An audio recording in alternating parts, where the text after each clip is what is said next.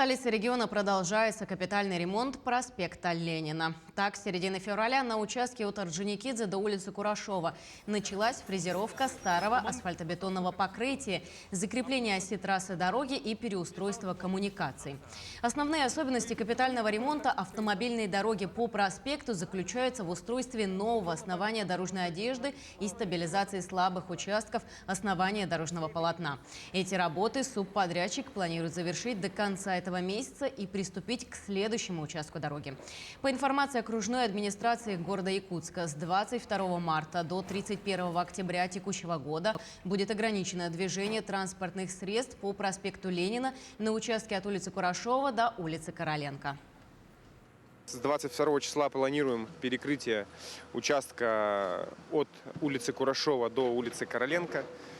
Вот здесь также будем производить работы по выемке грунта и устройству также стабилизационных слоев.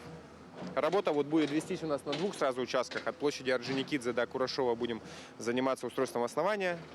Захватка от Курашова до Короленко – это разработка грунта. В принципе, идем в графике.